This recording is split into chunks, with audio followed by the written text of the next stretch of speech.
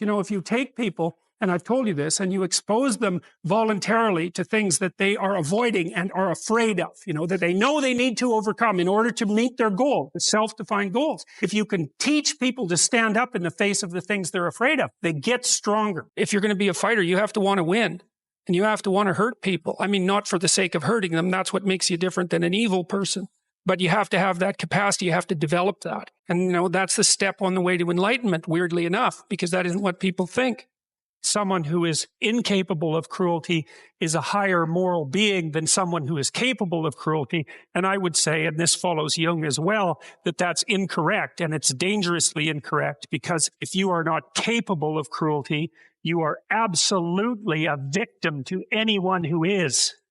And so part of the reason that people go watch anti-heroes and villains is because there's a part of them crying out for the incorporation of the monster within them, which is what gives them strength of character and self-respect, because it's impossible to respect yourself until you grow teeth.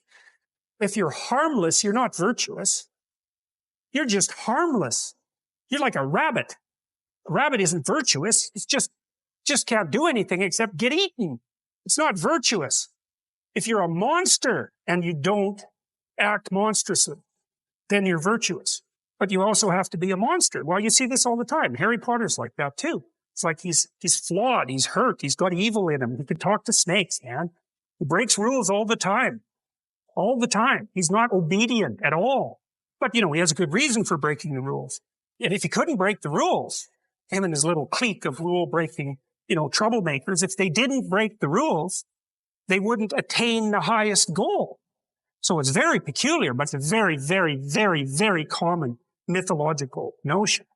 You know, the hero has to be a monster, but a controlled monster. Batman is like that. You know, I mean, it's everywhere. It's the story you always hear. And if you grow teeth, then you realize that you're somewhat dangerous, or maybe somewhat seriously dangerous, and then you might be more willing to demand that you treat yourself with respect and other people do the same thing. And so that doesn't mean that being cruel is better than not being cruel.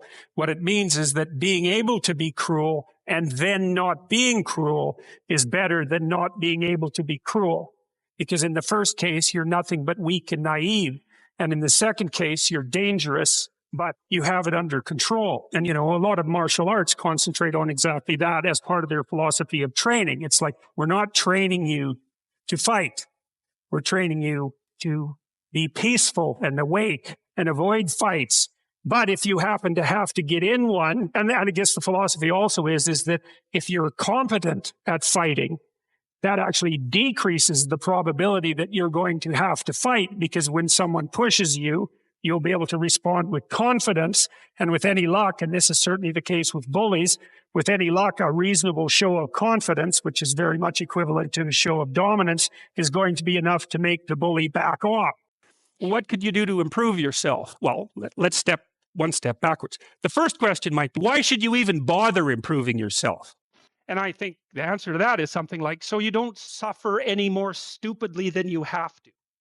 And maybe so others don't have to either. It's something like that. You know, like there's a real injunction at the bottom of it. It's not some casual self-help doctrine. It's that if you don't organize yourself properly, you'll pay for it, and in a big way, and so will the people around you. And you could say, well, I don't care about that, but that's actually not true. You actually do care about that, because if you're in pain, you will care about it.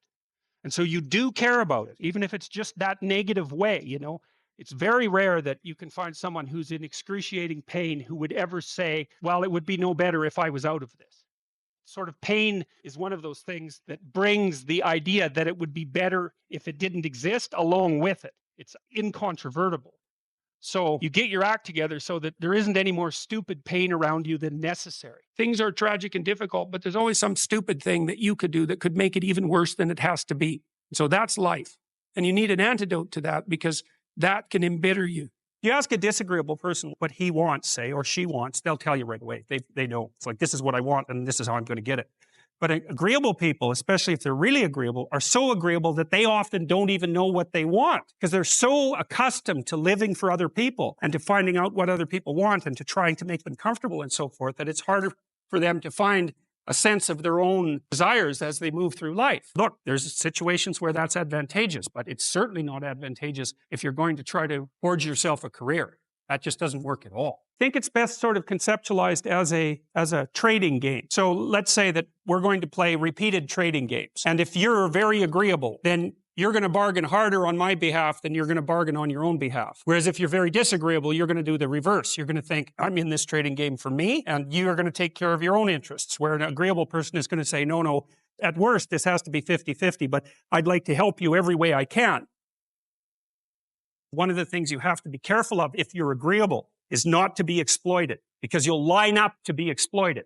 And I think the reason for that is because you're wired to be exploited by infants. And one of the things I tell agreeable people, especially if they're conscientious, is say what you think. Tell the truth about what you think. There's going to be things you think that you think are nasty and harsh. And they probably are nasty and harsh, but they're also probably true. And you need to bring those up to the forefront and deliver the message. And it's not straightforward at all, because agreeable people do not like conflict. Not at all. They smooth the water. The problem with that is it's not a very good medium to long-term strategy, because lots of times there are things you have to talk about because they're not going to go away. And the advantage to having a well-socialized disagreeable person is that they really don't let much get in their way. So if you can get a kid who's disagreeable socialized, that person can be quite the creature, you know. And that ties into what we'll discuss in relationship to the dark triad, because there's some mystery about why women seem to be attracted to these so-called dark triad traits. And I would say that they're using them as insufficient markers for the ability to or the acquisition of status. So, and narcissists capitalize on that, right? Because a narcissist looks confident, and lots of confident people are competent, but some confident people aren't competent, but they can fool you. Yes. And then I think the other explanation is that if you had to choose between a benefit conferrer who could punish free riders and one who couldn't, you should pick the former. If you're more compassionate, more empathic, you're going to feel the hunger of other people and you'd be more motivated to care for them, let's say. But it's also possible that that low agreeableness has something to do with, well, perhaps hunting prowess. That might be part of it. And so women are in a conundrum with agreeableness, right? Because they need a mate who's agreeable enough so they can bond with them and that will care for their children and that cares in general. But they need someone who's disagreeable enough so that they're capable, let's say, of dealing with free riders. Women are attracted to some degree to the lower agreeable types. And I think that accounts for the bad boy paradox that you described, at least in part.